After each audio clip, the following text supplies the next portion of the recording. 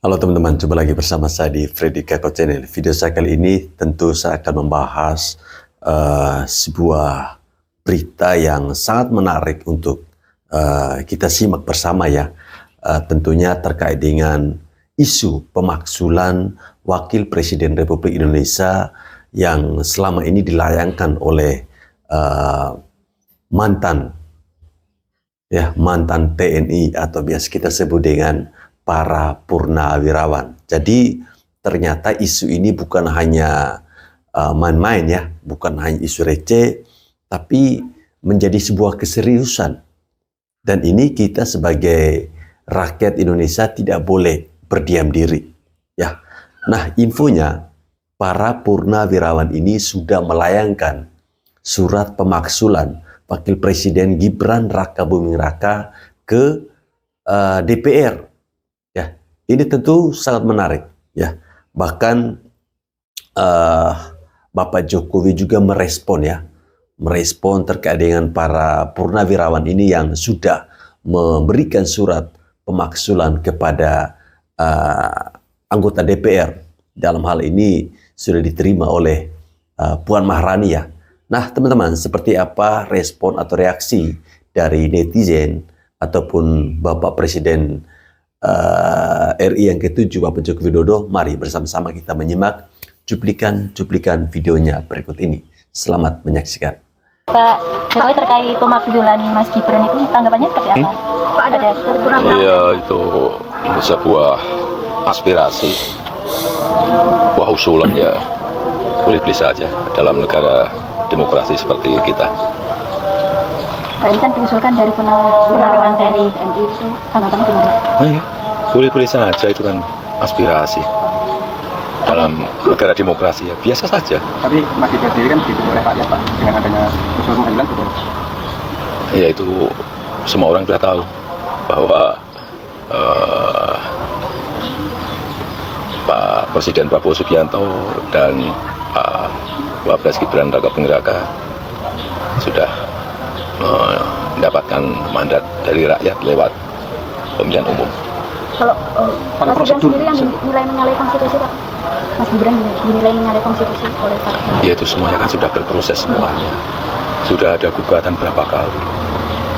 Tapi prosedur pemakzulan sendiri itu seperti apa Pak? Ya semua orang kan juga sudah tahu prosesnya, harus lewat MPR, harus lewat MK, kembali lagi ke MPR. Saya kira proses konstitusinya seperti itu.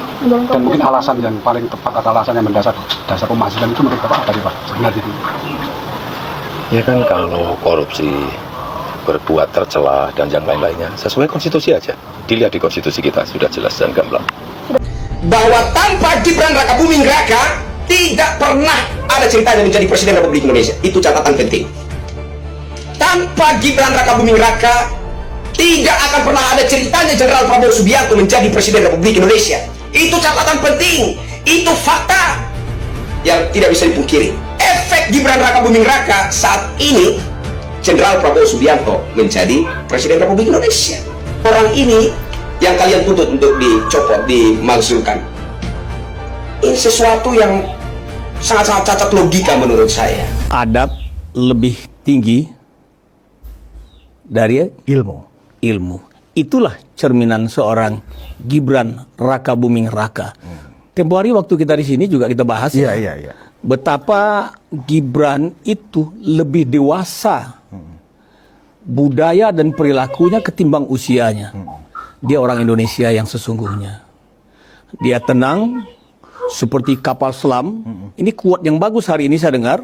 Dia seperti kapal selam menyelam di bawah, tenang, produktivitasnya tinggi, dia monitor terus. Dia naik ke atas.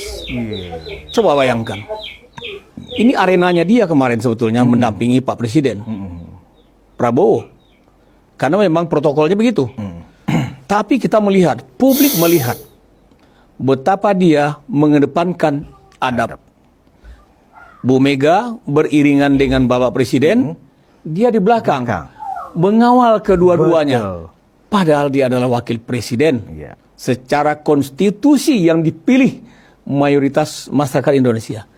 Adabnya Gibran sungguh luar biasa. beradab yang berbasis kepada kulturnya orang Indonesia, budaya luhurnya orang Indonesia, yang menghargai para senior-seniornya sedemikian rupa. Itulah Gibran. Padahal protokoler pun mengatakan formasi jalannya seperti itu. Iya. Ditabrak sama Mas Wapres. Karena ini adalah orang tua, negarawan. Walaupun secara politik mungkin saat ini sedang ada perbedaan, tetapi wataknya Mas Gibran teruji ya Bang ya? Kita melihat, Ya. itulah yang dipertontonkan Gibran. Ini adalah orang tua, ibunya. Bagaimanapun, pasti tidak bisa kita lepaskan peran dari seorang ibu yang bernama Profesor Dr. Hajah Megawati dalam ikut membesarkan Gibran pada waktu itu. Dan itu adalah satu ikatan emosional yang tidak bisa direkayasa untuk dibubarkan, untuk dipisahkan. Chemistry itu amat sangat kuat dalam kultur dan budaya luhur bangsa Indonesia. Itu kan menjadi satu pemikiran. Jangan-jangan info yang kemarin saya terima tentang dia ini bohong. Aslinya kok begini gitu.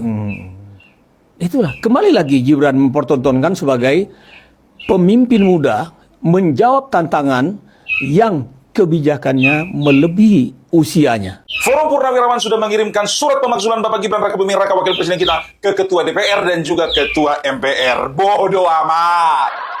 Emang gue pikirin. Ora urus. Kagak ngaruh. Gibran kali kok Purnawirawan itu TNI itu loh. Nah, masalahnya apa? Kan nggak semua TNI masuk situ kan? Nggak semua Purnawirawan masuk ke situ kan? Yang menentukan sikap berapa? Cuma 332. Berapa Purnawirawan di negara ini? Masih banyak, ribuan. Itu nggak seberapa itu. Dan setahuku juga bukannya bilang apa, ya kan? Yang namanya Persatuan Purnawirawan yang diakui oleh negara itu cuma ada 4. Yang pertama PPAD, Persatuan Purnawirawan Angkatan Darat. Yang kedua PPAL, Persatuan Purnawirawan Angkatan Laut. Setelah itu ada PPAU, Persatuan Purnawirawan Angkatan Udara. Yang keempat ya PP Polri, Persatuan Purnawirawan Kepolisian Republik Indonesia. Kalau ada di luar itu dipertanyakan. Siapa yang mendirikan? Apa visi misinya? Kapan didirikan? Pada saat momen apa didirikan?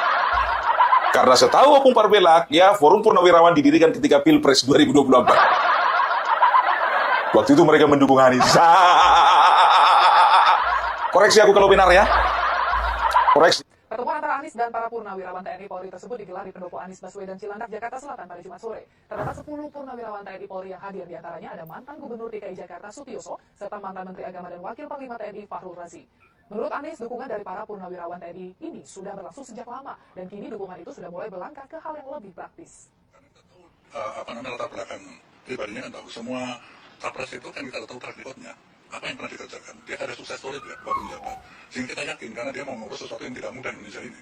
Gitu. Kita yakin bahwa dia memang mumpuni, dia sanggup. Gitu. Dan amat yakin dia sanggup. Anies ini. Agendanya memang kita ingin agar Indonesia lebih adil, keluarga-keluarga merasakan kebutuhan pokok yang lebih terjangkau, lapangan pekerjaan yang lebih mudah, biaya pendidikan yang lebih murah, kesehatan yang lebih simple, sehingga bisa melindungi semua. Koreksi ya, mungkin beberapa tahun sebelum itu udah dibentuk, tapi munculnya itu waktu Anies tahu sendirilah, orang yang tanda tangan itu semuanya tim, tanda tangan di bawahnya itu ada Fahrul Razi dan juga lainnya itu pendukung Anies itu semua. Alah. Nis, lagi susah kali kayaknya nyari kerja ya. Harus jenderal dikitnya, Pak. Jadi begini, ya sebelum kita masuk ya, memang sudah ada suratnya ya. Beberapa hari yang lalu biar tahu sebelum muncul di permukaan dan sebelum keluar di mana-mana, aku udah dapat suratnya. Tapi belum aku buka. Minta maaf ya untuk Bapak yang sudah mengirimkan surat ya. Bukannya aku tidak tertarik untuk membaca dan juga untuk mengangkat berita ini ya, karena momennya kayaknya saat inilah yang paling tepat. Ya karena kemarin itu momen aku pakai jilbab Bapak. Cosplay. Kalau kayak gini kan tidak mungkin lah aku pakai jilbab yang ku bahas TNI. Makanya aku berpakaian seperti ini. Ya kan baret pramuka, Wak. Masih mending daripada baret orange. Baret orange kan cuma punya ormas itu. Kalau coklat masih ada yang pakai ini, masih terhormat. Apa itu Bung Pramuka? Ya, jadi sebetulnya ya ini adalah reduksi daripada Pilpres kemarin. Aku bilang sama kalian ya, ini kita langsung masuk intinya nih. Kalau kemarin-kemarin kita banyak kali openingnya ya. Ya, ini kita masuk ke intinya. Jadi begini ya, ini terserah kalian masuk ke logika kalian atau enggak ya. Kemarin kan sempat redup ya masalah petisi 8 itu ya yang dikeluarkan oleh Forum Purnawirawan. Ya, aku masih ingat waktu itu keluar petisi itu kalau nggak salah ya itu bulan April ya, meledaknya itu pada tanggal 20 April, 1 hari sebelum aku berangkat ke Solo. Masih ingat sekali. Gibran ini redup sempat ya kan, seiring dengan waktu itu kalau nggak salah isu rencana pemutasiannya anaknya Tri Sutrisno. Sempat redup itu. Ya kan begitu. Nah, ya aku nggak mau berbicara sok tahu ya, tapi memang itu kenyataannya kan gitu kan. Redup, nggak terlalu booming lagi. Yang booming itu ya masalah ijazah palsu. Aku bertanya-tanya dalam hati gitu kan, kenapa kemarin ribut masalah petisi, yang masalah ijazah palsu ini agak senyap kan begitu. Ribut masalah ijazah palsu, yang masalah petisi ini agak senyap kan begitu. Setelah ku teliti ya, setelah ku analisa dan ku cari berbagai narasumber, ternyata antara orang-orang ribut ya, orang-orang bodoh goblok yang tidak berperi kemanusiaan yang mempermasalahkan ijazah Bapak Joko Widodo, ternyata ada sangkut pautnya dengan para purnawirawan ini. Karena beberapa kali ia tertangkap kamera, Rizal Fadila ada di pertemuan purnawirawan. Yang jadi pertanyaan, kapan Fadila masuk sebagai purnawirawan? Dia masuk angkatan mana?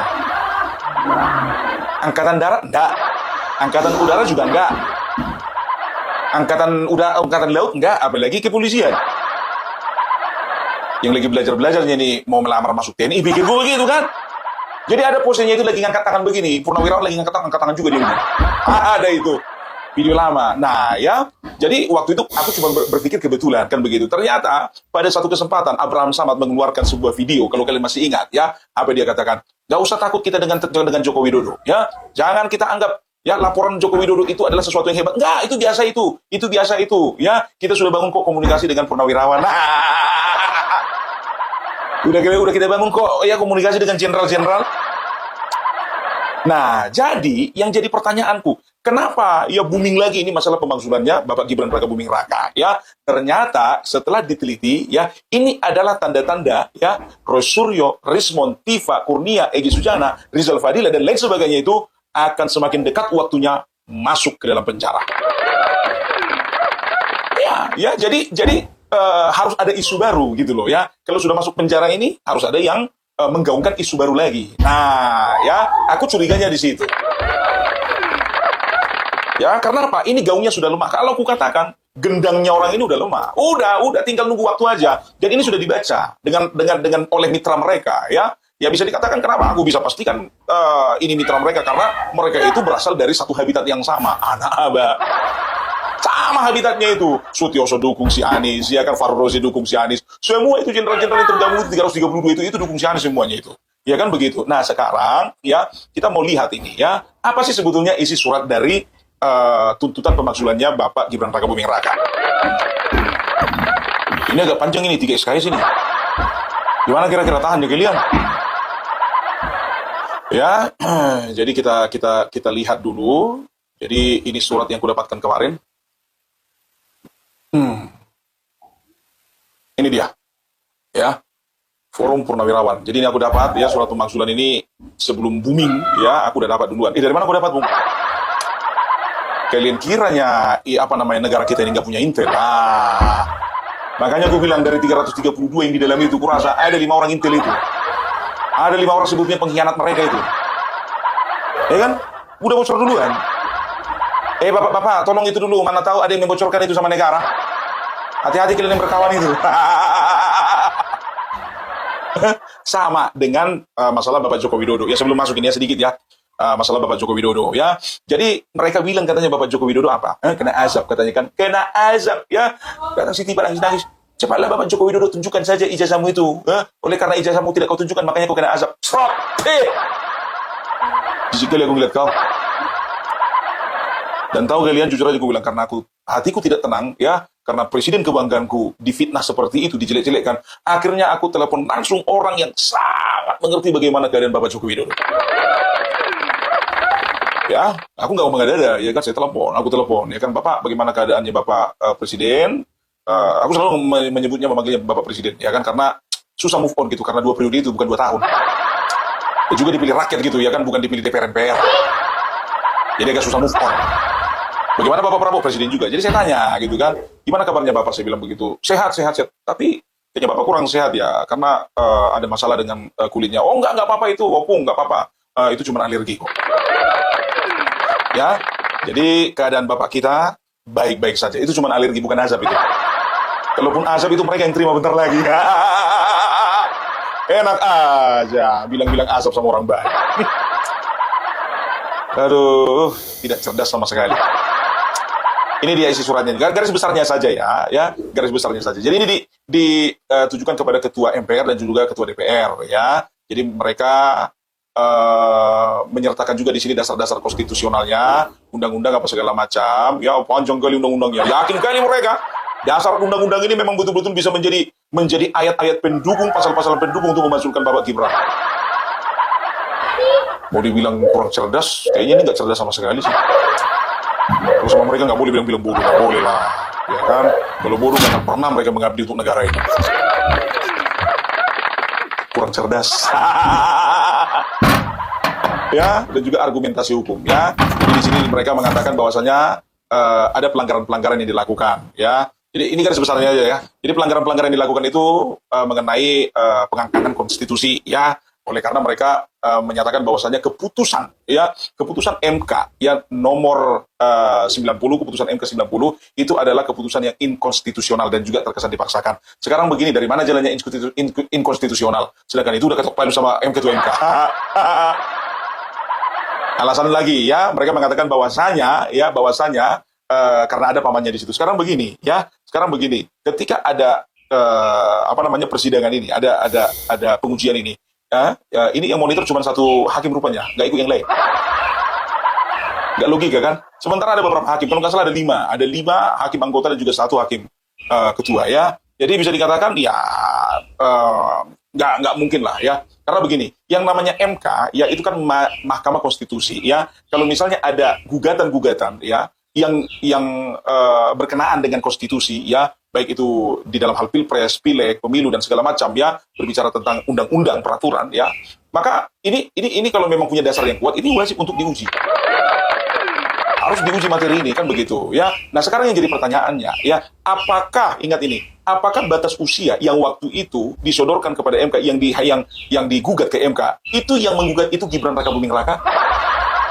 Bukan kan? Jadi waktu itu ada dalam waktu bersamaan ada 3 gugatan ya, ada 3 yang harus disidangkan waktu itu. Yang pertama itu PSI ya, baru setelah itu ada kasus-kasus perorangan. Setelah itu ada gugatan dari ketua Garda, pokoknya partai Garda lah ya, partai Garda yang waktu itu mereka itu menggugat batas usia capres dan cawapres. Setelah itu juga ada gugatan dari kepala daerah di bawah usia 30 tahun. Jadi bukan cuma khusus untuk membicarakan masalah pencapresan, bukan, dan juga yang menggugat bukan Gibran, bukan Jokowi, bukan Prabowo ya, itu dia. Nah, lahirlah keputusan MK nomor 90.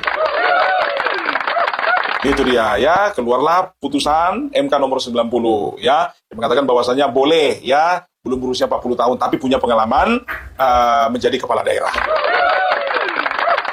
Jadi kalau misalnya, ingat ya, misalnya ya ada kebijakan peraturan ya atau ketentuan di dalam undang-undang pemilu ya, undang-undang pilpres ya untuk apa ada MK kan begitu, kalau memang nggak bisa dirubah kan begitu. Kenapa ada perubahan? Karena ada gugatan. Kenapa ada gugatan? Karena berbicara kebutuhan. Kenapa ada kebutuhan? Ya mungkin saja ada kepentingan kan begitu. Tapi sekarang kan kita melihat kepentingan secara luas. Kan Habibur Rahman begitu juga ya. Kalau tidak salah ya beliau itu ketua fraksi ya DPR Partai Gerindra mengatakan bahwasanya negara Indonesia ini mulai dari tahun 2020 sampai 2030 itu usia produktifnya itu naik 2 kali lipat.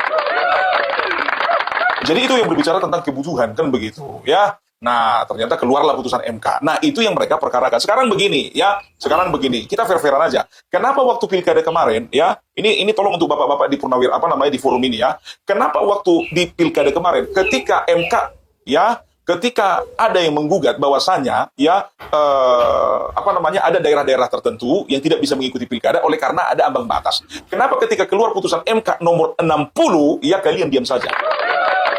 Dan putusan MK itulah ya salah satunya yang memungkinkan ya banyak beberapa kader yang tadinya melawan kotak kosong ternyata mereka bisa bertanding dengan calon tersebut. Contoh yang paling nyata sekali itu Masinton Pasaribu.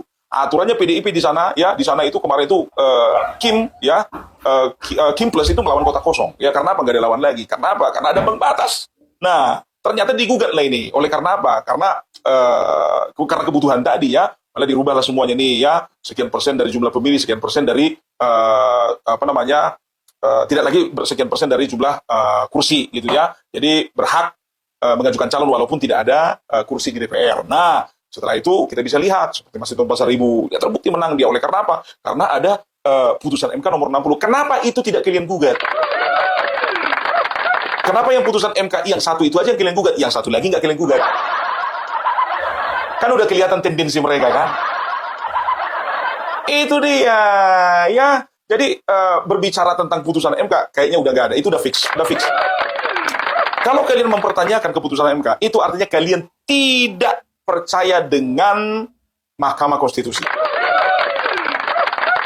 Ya, itu dia. Dan kalian tidak percaya bahwasannya keputusan-keputusan yang diambil itu adalah keputusan yang sudah berketentuan hukum, kan begitu. Next, ya. Setelah itu pertimbangan mereka, ya. Gibran itu bisa dimaksudkan oleh karena apa? Oleh karena ada perbuatan tercela, ya. Karena Fufu Fafa itu identik miliknya si Gibran. Sekarang begini, aku tanya sama kalian, ya. Apakah itu sudah diuji forensik sama si Rismon? Ya, yang kudengar seperti ini ya, di Kaskus itu kan platformnya kan Kaskus ya, Kaskus. Jadi di Kaskus itu kalau seseorang itu sudah tidak aktif memainkan akunnya, menggunakan akunnya, maka admin ya atau moderator itu bisa merubah-rubah atau bisa menggunakan akun tersebut. Gitu, informasinya seperti itu sehingga bisa dikatakan ya fitnah-fitnah yang mengarah kepada Bapak Gibran Raka Buming Raka itu tidak berdasar ya. Karena apa? Ya kadang di dalam prakteknya, di dalam teknisnya ya sehingga mirip seolah-olah dengan akunnya Bapak Gibran ya. Satu ketika Bapak Gibran misalnya dia posting di X seperti ini ya. Itu di akun Fufu Fafa itu disetting lagi. Disamakan waktunya, samakan tanggalnya dan juga disamakan juga mengenai bahasa-bahasanya yang ada di akun tersebut disesuaikan dengan akun X-nya Mas Gibran. Itu dia. Jadi kalau di Kaskus itu, ya kalau misalnya kita sudah tidak aktif lagi menggunakan akun tersebut, maka moderator ataupun juga adminnya itu bisa menggunakan, ya, atau bisa mengacak-acak postingan tanggal apa segala macam. Gampang semuanya itu, komputer semuanya kan. Itu dia. Nah sekarang begini, ya, dan juga satu lagi, ya, yang kusorot ini ya, sebetulnya ada beberapa alasan mereka. Yang kusorot lagi, mereka mengatakan bahwasannya Gibran Raka Buming Raka, ya, merupakan capres yang tidak produktif. Sekarang beginilah aku bilang sama kalian, ya. Kalian bikin di surat pernyataan itu juga mereka katakan bahwasanya selama beberapa bulan ini tidak menunjukkan kinerja ya sesuai yang dengan diharapkan. Sesuai diharapkan siapa kalian? Sedangkan Bapak Gibran Raka Buming Raka ketika ada banjir dia turun, ketika ada tamu kehormatan dia juga sambut, ketika dia mengisi acara dia juga bikin pidato, ketika ada makan bergizi gratis dia juga monitor. Jadi itu yang kalian katakan tidak produktif. Jujur-jujuran saja, kalau aku mengatakan Bapak Gibran justru lebih produktif daripada wakil presiden sebelumnya. Baik era Bapak Joko Widodo, baik di era Bapak SBY, baik juga di eranya Ibu Megawati. Bahkan terlebih lagi di eranya Bapak Soeharto. Ya kan begitu. Ya, kita bisa lihat. Dan begini, kalau kalian mengharapkan Bapak Gibran itu menonjol gitu di dalam mengerjakan segala sesuatunya, itu bukan wakil namanya, udah presiden dia. Nggak aja memang orang ini. Tapi memang serba salah, manusia-manusia seperti ini, kan jujur aja aku bilang, ya, manusia-manusia seperti ini adalah manusia-manusia yang kerja orang salah, nggak kerja orang lebih salah. Jadi makanya orang-orang seperti ini lebih bagus diabaikan. Sudahlah Bapak, tenang-tenang aja lah Bapak makan uang apa itu, uang pensiun. Lagian juga kan kebanyakan Bapak punya bisnis kan. Kenapa? Gak terancam bisnis-bisnis Bapak. Itu dia, ya. Dan juga kalian perhatikan dulu, ya. Kalian perhatikan petisi. Ya, nah ini kubacakan lagi di petisinya ini. Masih ingat sekali aku, ya. Petisinya ini mulai dari 1 sampai 8. Yang pertama, kembali ke Undang-Undang Dasar 1945. Ini tidak pernah digaungkan. Yang kedua, mendukung program kerja Kabinet Merah Putih. Nggak pernah juga mereka tunjukkan, ya, bagaimana support mereka. Nggak pernah. Yang ketiga, menghentikan PSN PIK 2. Ya kan? Enggak juga. Ya. Yang keempat, menghentikan tenaga kerja asing. Mau bikin apa mereka? Yang kelima, pemerintah wajib penertiban pengelolaan pertambangan. Kenapa? Perusahaan tambang Bapak banyak yang ganggu. Atau perusahaan tambang Bapak terganggu gara-gara nggak kebagian. Nggak kebagian lahan dan juga nggak kebagian izin. Setelah itu yang keenam, ya, melakukan reshuffle kepada menteri. Apa urusannya?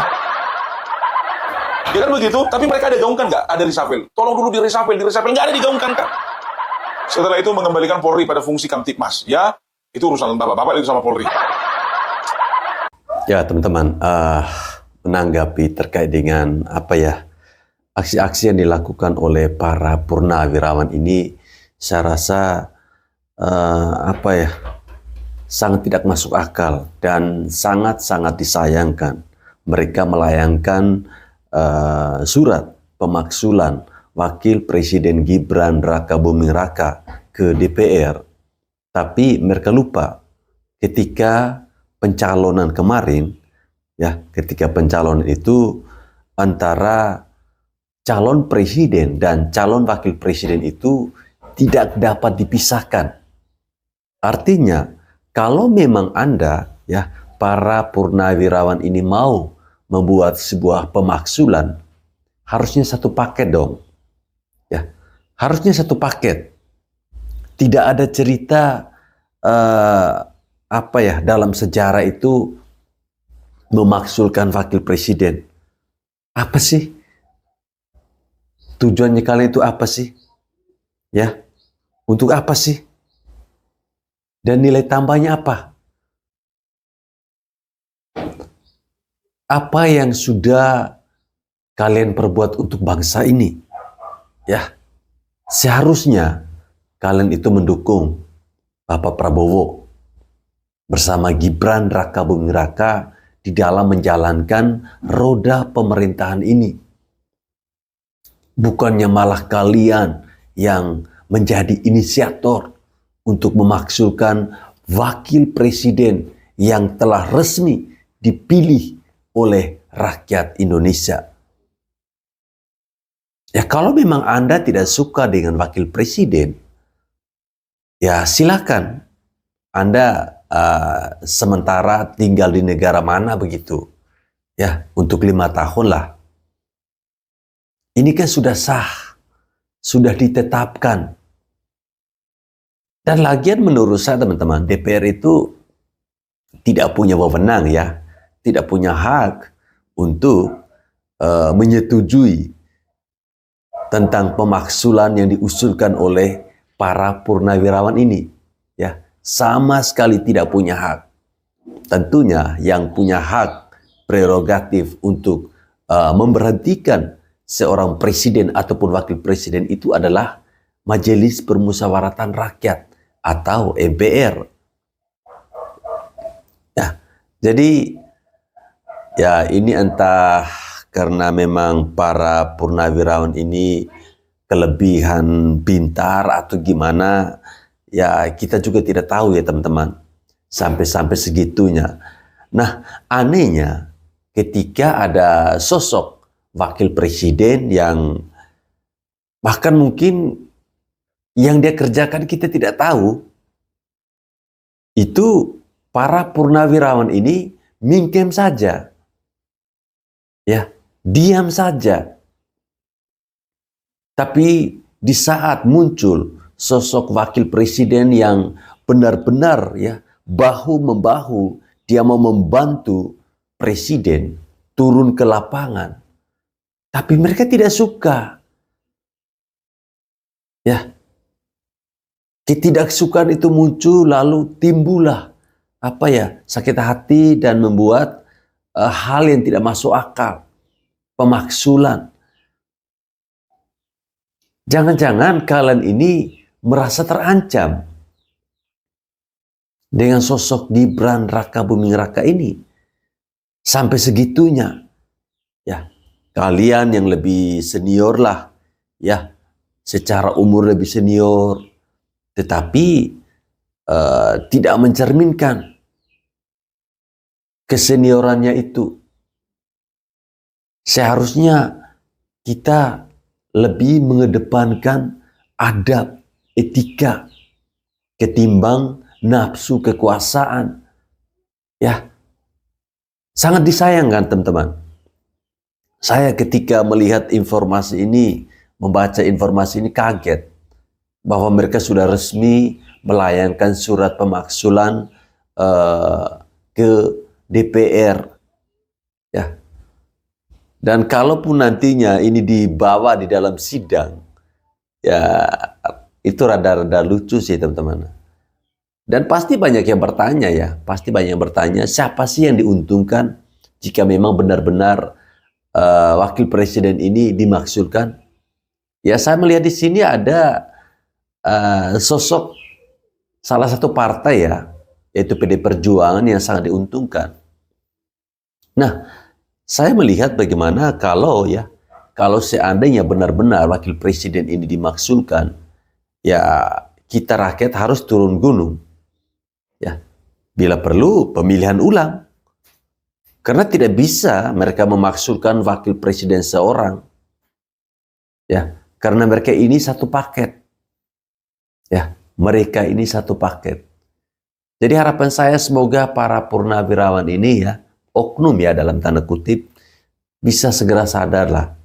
Lebih baik mereka itu memberikan ide-idenya mereka untuk bahu-membahu bersama dengan Bapak Prabowo Gibran Rakabuming Raka dan juga bersama dengan rakyat Nusantara ini untuk membangun Indonesia agar kedepannya itu jauh lebih baik, agar cita-cita Indonesia emas di tahun 2045 itu bisa terwujud.